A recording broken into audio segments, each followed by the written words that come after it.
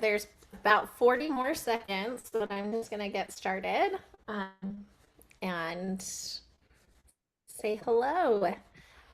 This format for this session, I had them do just a Zoom meeting so that you have the ability to ask questions and we can have a conversation. If you will have to mute your own microphone. It doesn't automatically like in the other formats that are the webinar.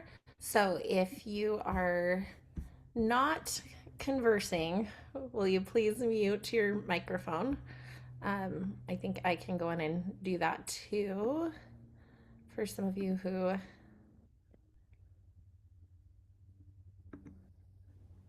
Okay, awesome. But then if you have something you want to share and ask, go ahead and use those teachers, raise your hand or put something in the chat and talk about play, because play is very dynamic.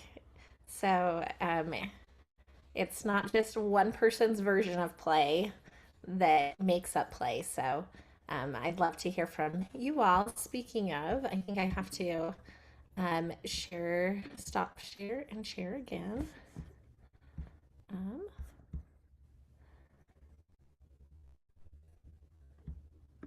To get to my other screen. I have some questions built into this interaction tool.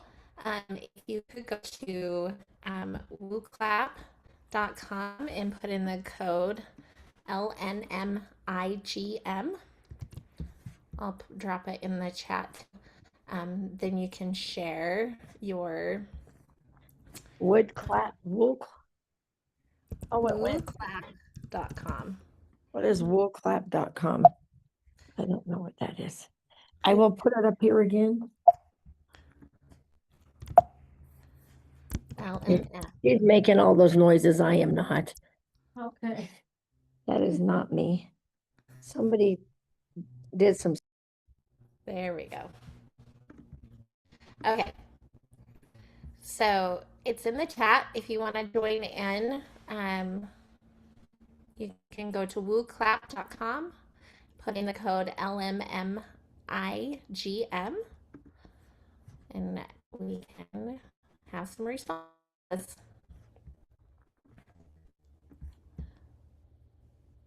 Take just a minute for people to join that.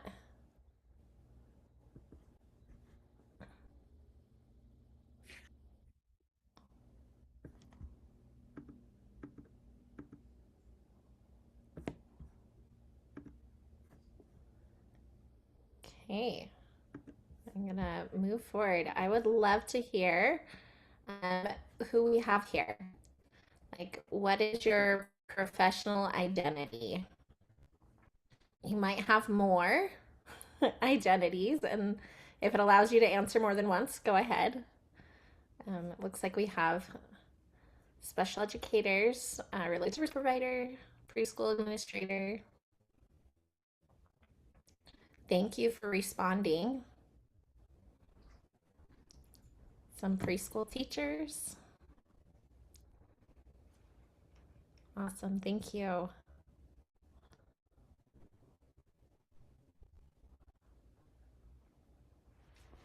I'll wait just a second more to see who we have here.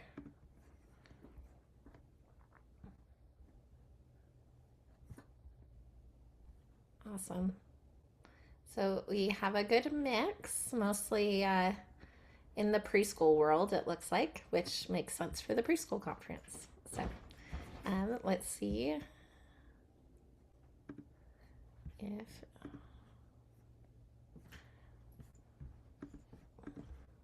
okay. So thank you for letting me know who is here. That helps me as I think about the examples that we'll use as we talk about play, and how it can be better incorporated into our early childhood classrooms. The objectives that I have for I will grab that microphone. Okay, it's good. Um, the the objectives that I have for this session is to talk about the dynamics of play, like what makes up play, because as we want to support young learners to be able to engage in play, we need to understand what are the pieces that we can teach and support. So we'll talk about that and strategies for teaching, as well as explaining a process to think about teaching play called list system of least prompts. Okay, so the concept of teaching play and supporting play is really supported by the Division for Early Childhood um, recommended practices. One of the recommended practices for our field when working with children, young children, and especially young children with exceptionalities, is that we, as practitioners, promote their social emotional development through sustained positive interactions with other children. And that oftentimes happens within the context of play. And that when we think about the interventions that we might put in place for children, that we consider using peer mediated interventions to support child engagement, meaning that we consider teaching all children to work together and play. Um, it looks like my closed captioning is not working, and I apologize for that. Um, the other standards that are the professional standards that really support the practice of play, teaching play, the National Association for the Education of Young Children talks about supporting children. Whoa, sorry about my computer just stopped reading my slides. So let me see if I have some alternative saved in here.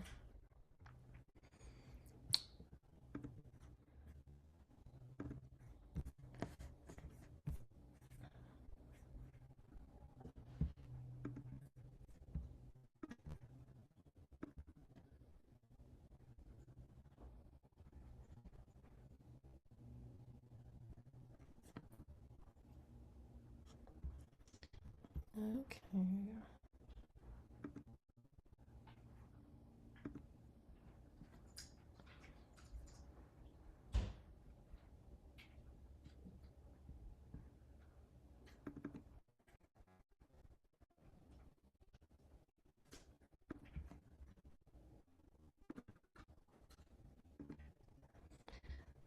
Okay. My slide presentation just shut down. So we're going to go about it this way. Um, apologize, this makes anyone dizzy for a minute. Um, the standards that are She got addressed. yeah. She's not. That's right. She might. Let's see. I think my audio was on. Ooh, I need to. Yeah, turn that crap off.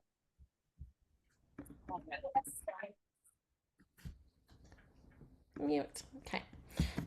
So the standards that are being addressed is that in NACI standards that we recognize that we need to provide differentiated instruction and incorporate play as a core teaching practice. And again, when we think about children with exceptionalities, the CEC, early intervention, early childhood special education standards, talk about as new professionals, we should come with the skills to develop and learn, to help young children develop and learn play skills and engage in meaningful play experiences independently. Play is hard to understand how to teach independently, but we can do it. I'm going to come over and find the video of how to. This video is from. I gotta find the right clip. I apologize for this really unexpected technical issue because It was not an issue earlier today. Um,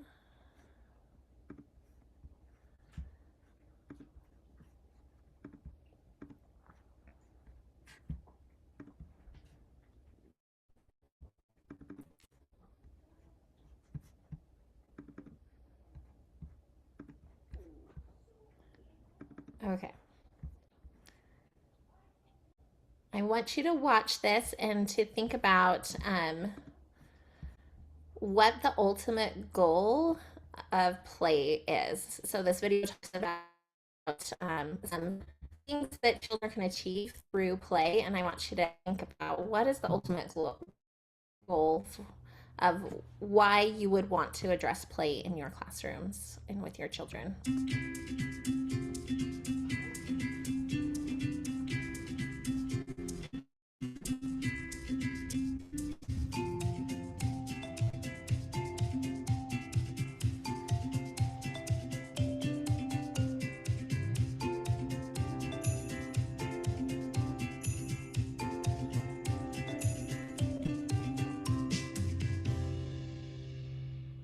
When we play, we are at our happiest and we can withstand incredible hardships. When we play, we are engaging in complex interactions with each other and we are building our brains. And when we play, those social interactions become relationships, and we need play to connect all three of those together. Different types of play actually contribute to different aspects of the three core principles of development. But as a whole, they actually prepare better as a child to respond to uncertainty and to the unknown in my environment.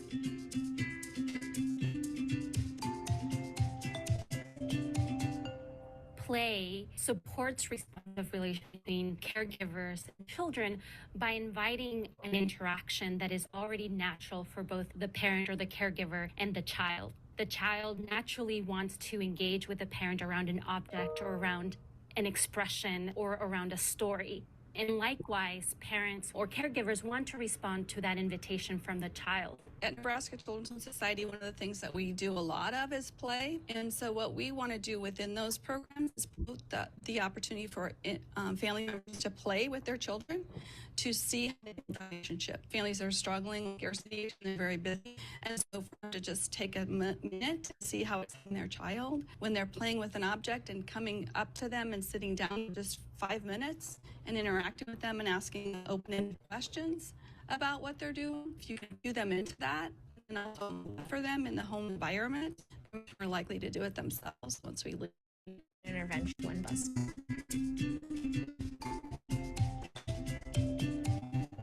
Engages or life skills by requiring children to actually plan their interactions around play. When you are trying to develop, you actually have a plan of what you want it to look like. And so you are thinking and using your planning skills and also problem skills if that tower topples over. Or when you're playing a game, you're having to follow rules. Be flexible because your friend wants to change those rules. So in the Children's Museum environment, there are a variety of ways in which these institutions design and offer activities to support core skills, particularly around executive function. So we see many construction activities that require multiple children to coordinate and collaborate to build a structure as part of a design challenge. And that requires children to do some pretty complex negotiation, often a completely new social group. Instead of people then play, we just need to create that environment which is conducive to it and support it. Jumping Feet, which is this installation was called in Urban Thingscape, is one of the best examples of how we translated the sense of playful learning design.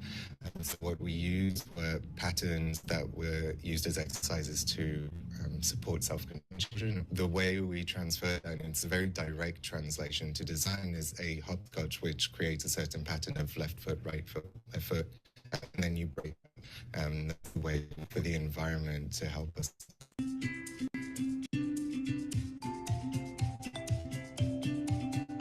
What we know is that by engaging in play, stress levels are reduced. You are practicing the core life skills that actually allow you to assess a situation and know how to change it so that you are not feeling under attacked or stressed. We also know that it allows you to practice different coping skills. And importantly, it also reduces the stress of a parent or a caregiver.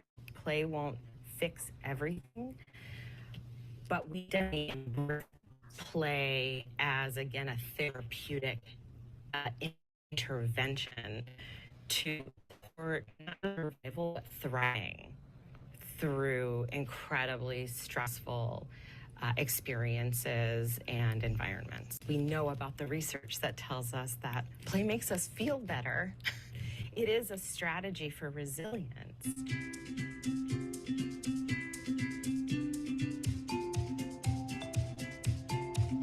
Okay. Thank you for watching that. I think I've got my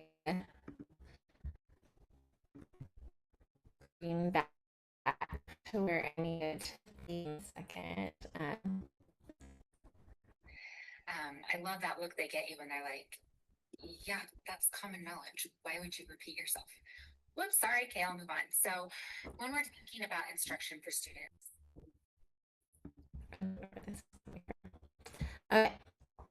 So I got my Word open.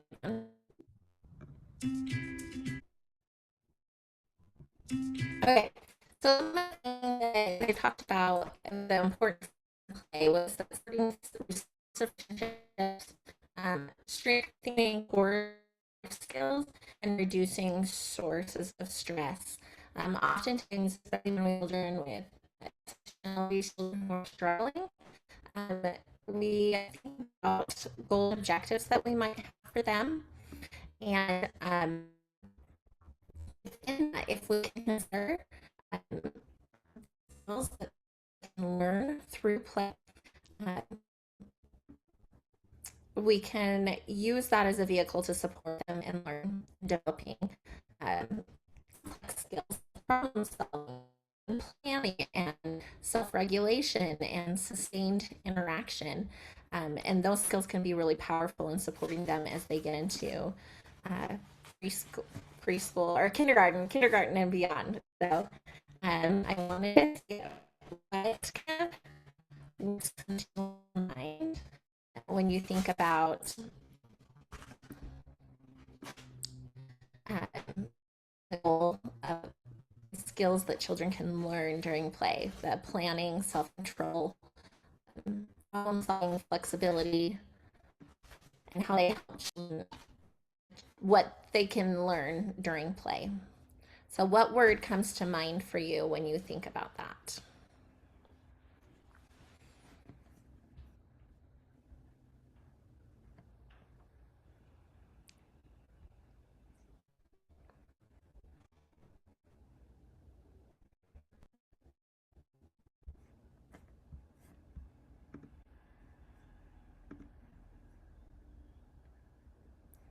Oh.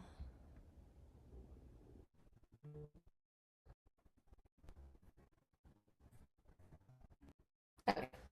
I apologize for the difficulty on the computer today. I'm going to just move forward. Okay. What we know about play is that play is essential for learning and development. We know that play follows a developmental sequence. We know that play is teachable, that we can support children to learn how to play. So what is play? Play is a voluntary, enjoyable activity that involves interaction with objects, people, or ideas, often for exploration and creativity or social engagement rather than a specific functional outcome. So play, the part that sticks out to me is play is voluntary. Play is exploration and creativity. And when we as adults try to teach play, we need to consider those pieces. So, my son, when he was age, his favorite play was to organize rocks and talk about rocks and sort rocks by size and shape. Um, and that's how he expressed play. Um, the neighbor girl loved to play Hun and Babe with him. And that's how she expressed play. And he'd play along and enjoyed that. But when he could choose how he was going to play, he would be organizing his rocks. So play is personal and expressive. Teaching play occurs in the context of relationship. In order for children to invite you into their play and engage with you, they need to have a relationship with you that shows that you trust you will allow them to express their preferences and creativity. I'm going to skip the video because the last one didn't work, but it's in the materials that I shared the conference platform. The video is this cute early childhood center in Ireland talking to children about what they want adults to know about play. So when we're supporting children to learn play, we need to know our goals in teaching play. Is the goal to help strengthen social connections, that social relationships, sustained interactions with others? Is the goal about increasing play complexity? So how they're playing skills and with others. Or is it about frequency, like being able to sustain engagement in play activities in order to support developing those problem solving, attention, those executive functioning skills, as well as self-regulation?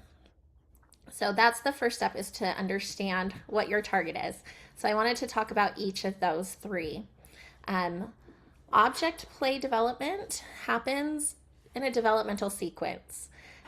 So we know that children engage with materials in a more abstract and playful way as they grow and as they go through these steps. So the first step of play development with complexity and objects is sensory motor play. And that happens in infancy and continues through their toddler years, where the objects are played with in a way that interacts with their sensations. So banging, shaking, dropping, that's sensory motor play. And it's the first kind of complexity type of play. The next is relational play. They begin to use objects to collect, to limit, to stack, to group, but the objects are not used in a manner that reflects what the object is. That starts to happen in functional play. So in functional play, that begins in the toddler years and continues through preschool years. That one, they look at children start to use objects in the way that they're designed to use. So some cause and effect toys, like where you put the balls in the top and then you hammer them down and they go through the little tunnel and back out, and they do that over and over again. That would be functional play. Tapping a drum with a mallet, putting puzzle pieces together is a form of functional play. Play with pretense is the next step that they develop in that developmental sequence, where children manipulate objects in a manner that they would if they were going to get a specific outcome. So this is when pretend play starts. What we think of as pretend play starts, where they take a plate and a fork and they're eating from it They're doing the eating actions, but there's no food that consumes. And so instead of it being really about the function, it's about the what the function is in other situations. So they continue to engage in that creative action even if they don't get food. They're just repeating that. Holding a phone to their ear and walking around like they're on the phone would be another functional play with pretense. Then the next step in this sequence is learning to use objects or using objects in a manner that they're not really designed for. So a child who grabs a block and puts it to their ear to act as a phone is using an object to substitute what the functional object is. This comes again after they've developed that using objects functionally without the intended outcome, right? The functional play with pretense, and then they can start to substitute objects. Then the next phase of complexity of play that's developed is imagining absent objects. So pretending something's there that isn't really there. Pretending there's an airplane up above them, or bringing their hands to their lips as if they're eating food is another form of imagining absent objects. Then they start to assign attributes to objects that are there and objects that aren't there. So instead of just having the phone by their ear, they're having a conversation with somebody on the other side of the phone. Oh, it's grandma. I had one of my preschool teachers that I work with at Utah State University. She said that she has a student that follows her around texting with her fingers and says, "You did not respond to my text." And then texts her and she says, "I texted you again. I need to hear back." That's assigning absent attributes to a play scenario, and it can be with or without objects. As they move through that developmental sequence, they build those skills necessary for social pretend play. And social pretend play takes those functional play with pretense, object substitution, imagining absent objects, and assigning absent attributes, and builds them within a play activity where rules and expectations are established between children. This is the one that we often like to engage with children in teaching and helping them with. But really, it's a type of complexity of play that develops later in the preschool years.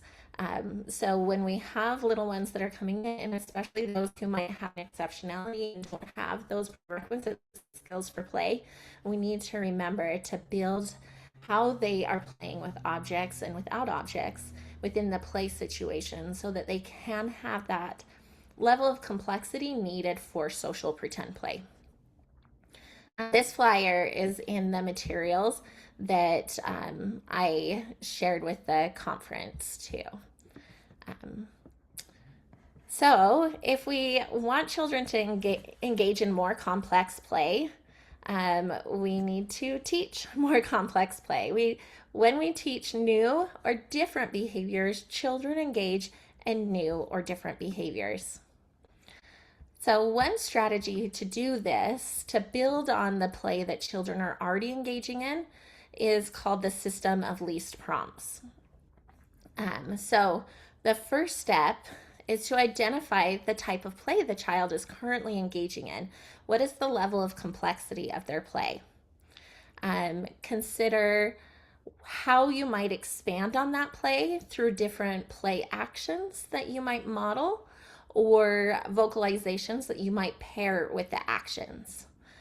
You identify the toys that would lead to that more complex play. If you want to move a child from functional play to functional play with pretense, you need to include objects that have a functional purpose, but can be engaged with without just the functional response. So the ball, like the shape sorter, putting those shapes in is a very functional play. And it doesn't really have a way to move it to that functional play with pretense. So maybe having that shape sorter with objects like tongs or animals in there can give you an opportunity to model and teach more complex play.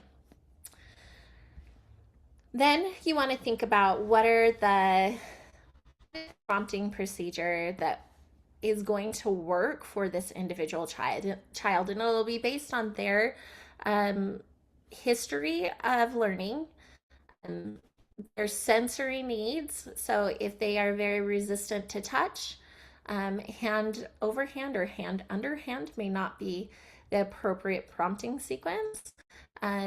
If they respond readily to visuals in the environment, then visual cues may be an appropriate way to support during the prompting sequence. So know what type of prompt is best for that child. And then think about how you can engage with them in a reinforcing way, meaning that as they respond with new or different behavior, that you have a plan for continuing to engage with them so that they can continue to want to respond with new and different behavior with those play items. You want to be careful not to be interruptive of their play with the way that you provide that feedback and that engagement. So again, it's knowing that child and what gets them excited and interested in doing more complex play with you. So here's an example of a play sequence from Barton and Pavilinas. I don't know how to say her last name. I need to learn, but their article in 2012, again, that I shared with the conference materials. The system of least prompt that they established for this learner was to present the toy, provide a choice. Do you want the cup or the spoon? And then, or provide a picture that modeled what the child could do with the materials. Then if the child needed some more support, they would physically model, they would do the actions and wait. If the child did not do something different or imitate the model, then they would physically prompt hand over hand to have the child give the baby a drink. Or they would give a verbal prompt, your turn to feed the baby. And then again, repeat with new play actions. So the first part of that is really in order to get the child engaged with you at presenting the toy and wanting to interact with you, you need to start with getting the hook, getting them to want to engage with you on play. Okay. I need to open the chat, and if the sound is not working on this one, somebody please let me know in the chat. I want you guys to... Engaging in play with your child with autism isn't always easy. Getting the hook is a term in autism therapy as the moment when your child starts to welcome you into their play. This might be them making eye contact, smiling, laughing, or starting to hand you a toy. Children's brains learn new skills through interacting with other people, so getting the hook is important to provide them with learning opportunities. Here are some tips for getting the hook from the Early Start Denver model of autism treatment from the UC Davis Mind Institute. What is your child interested in? Certain toys, activities, shadows, sounds? Identify what your child is interested in that moment. Look around the environment for things that might compete with your child's attention. A TV on, toys on the floor. Try and remove distractions. There are many ways to follow a child's lead. Imitate their actions and sounds. Narrate what they're doing to show them that you are an active observer in play, and offer them new things like another toy or a way to continue their play. For more tips to support your child with autism, visit soarautismcenter.com.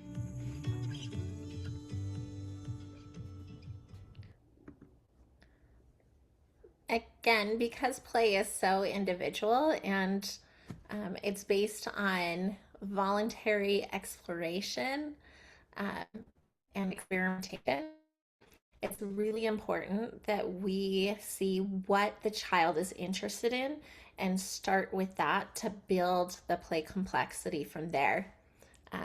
We want them to choose to engage in more complex play. And so teaching them more complex play is one key, but also teaching them complex play that's voluntary for them is a really important piece of that as well.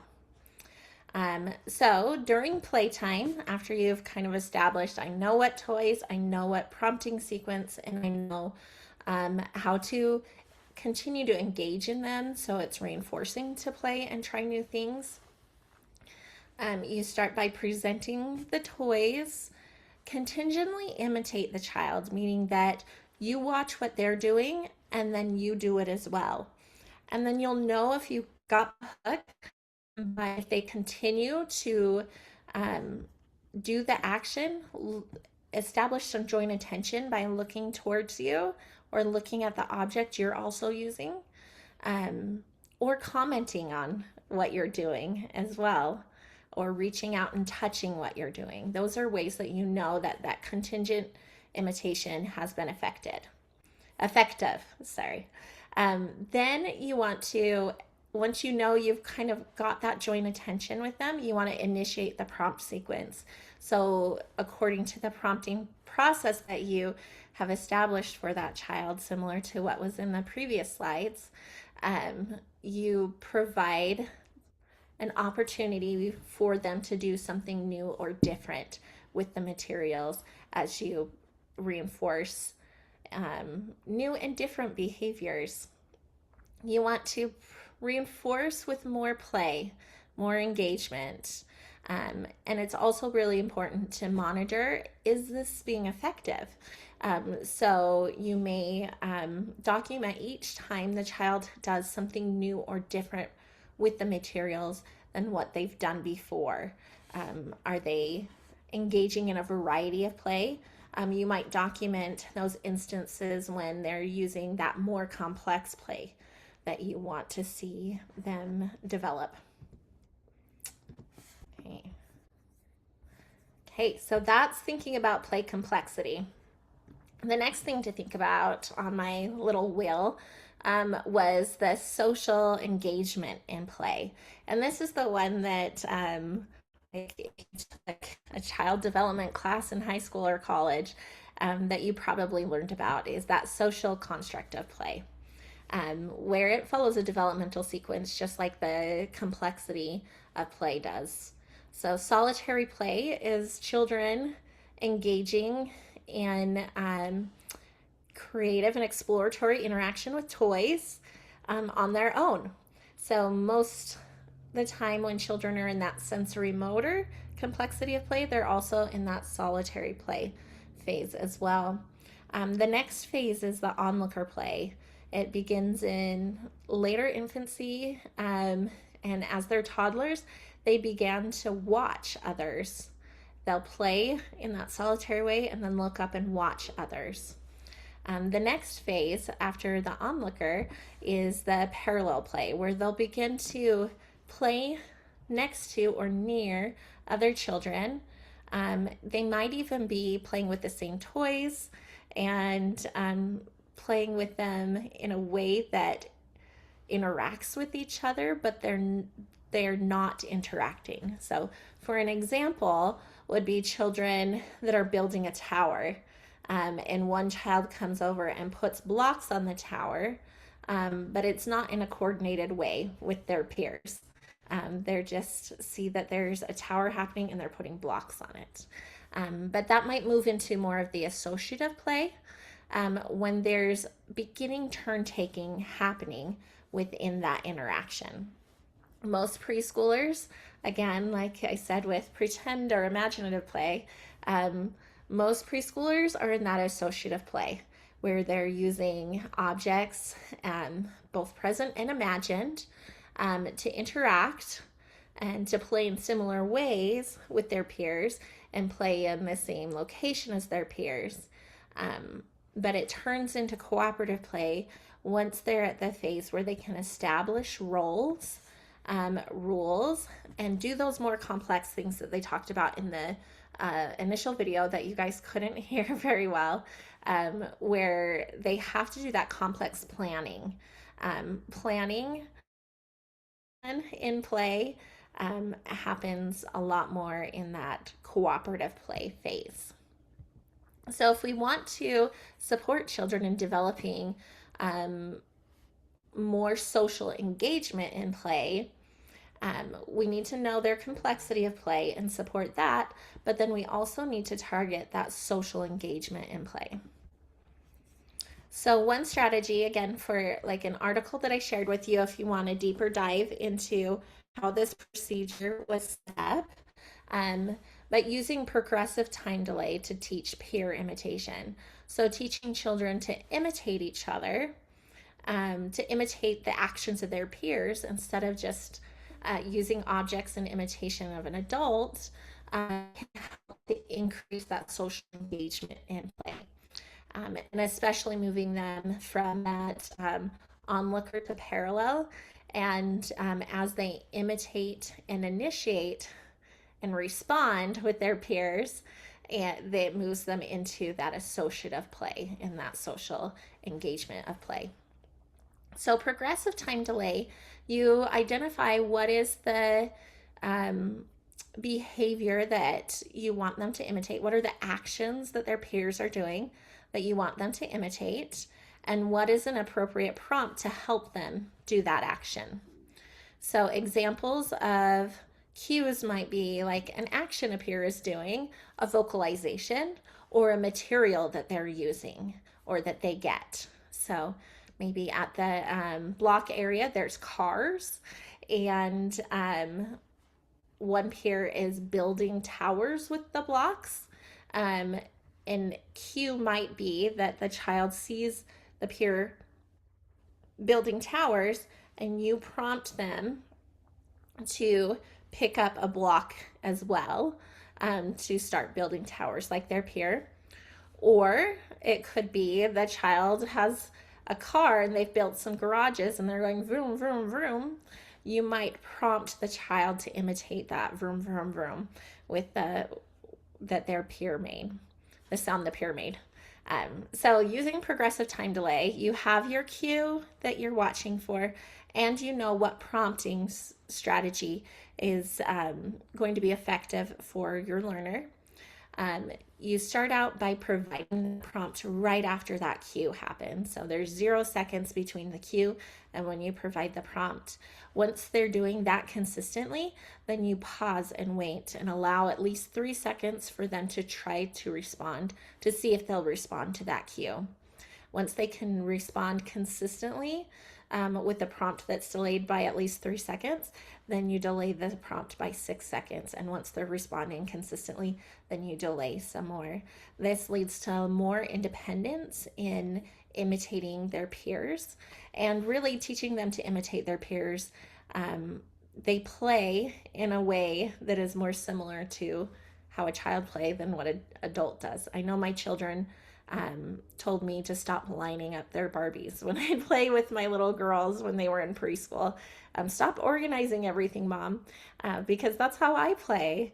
I play by organizing. I guess that's why I spend my free time cleaning my house, I guess. But you need to think about how do they play, and children often can be a better model of play than adults can. So it's important.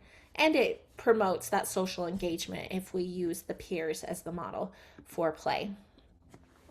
A strategy from the pyramid model material on challengingbehavior.org for teaching sustained engagement in play is the stay, play, and talk strategy. So I, again, shared this material with the material I submitted for the conference, but the stay, play, and talk strategy, you identify peers that can play in pairs. Um, and you teach both the peer who may have a more advanced play skills and the peer who and the child, target child who you're trying to teach those social play skills to. You teach them Are you ready? She goes to get it. to stay, play, and talk while they're at the play activity. And you can have these visuals in place to help them remember to stay, play, and talk. And then after the play period, you have them come and check off, did I do these things? And then you can talk to them about what kind of friendship, super friend skills they can engage in next time to be able to stay, play, and talk with their friend during playtime. Okay, that was the material that I had on play. I apologize for the technical issues that I had and that I was not able to share all the videos. I would love to hear from anybody in the room what questions they have about a child that they want to teach play to, and we can go through that kind of scenario, or questions about resources that I shared, where they're available, or clarifying how to access them.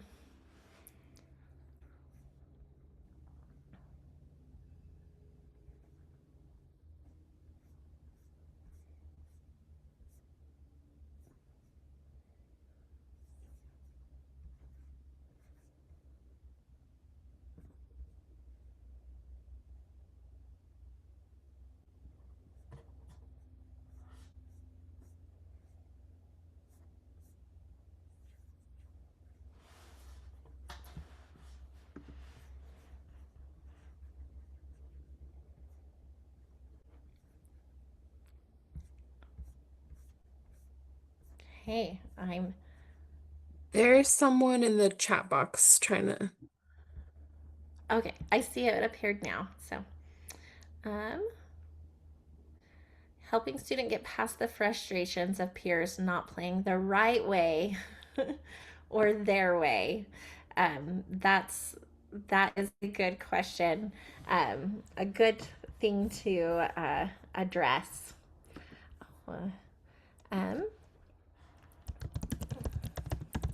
So I really like the resources available on challengingbehavior.org. There we go.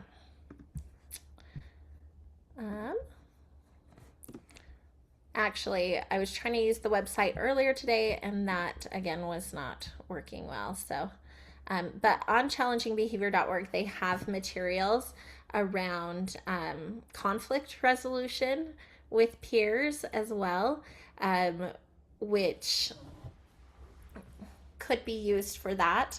Also, thinking about the complexity of the play. Does the child get frustrated because their play and their peers' play are at a different level of complexity? That's a good thing to think about and assess when you are thinking about a child who gets frustrated because they're not playing the right way. Is the child trying to play with functional play, and other children are being more imaginative, versus are they being more imaginative or using absent objects, assigning absent attributes, while other children are playing more functionally? Addressing that can be helpful, as well as teaching some of those self-regulation through social stories, teaching them what to do when they disagree. And challengingbehavior.org, under their resources, has really nice materials on teaching problem solving with your peers. Again, I wish okay, now it's there. The website's up for me now. So I'm going to share where you can find that. So challengingbehavior.org, if you look under resource library, it will pull up a menu that you can choose from. And one thing I really like about this one too is that if they have resources available in other languages, you can share them with caregivers who speak a language other than English, and they can be able to use the resources as well.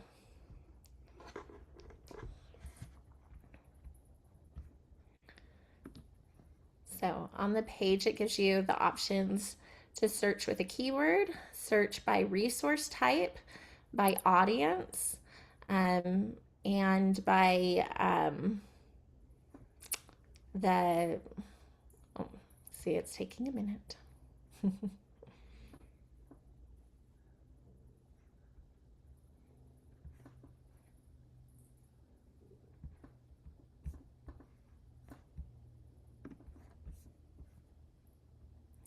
But you can search by resource type.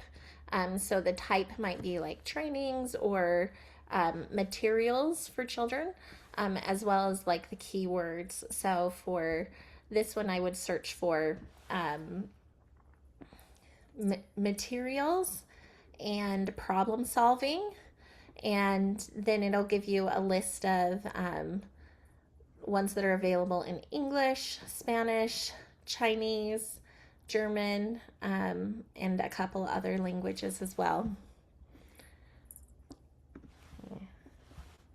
All right, I'm going to put that in the chat, the web address.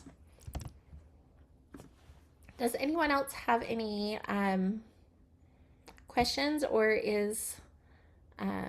want to unmute and share some questions they have about play?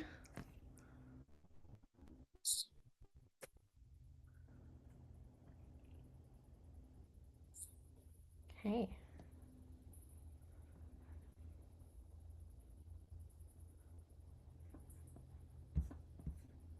Okay. If not, thank you for your time. And if you have further questions, please reach out to me at summer.gunn@usu.edu. And I hope that you get to play today.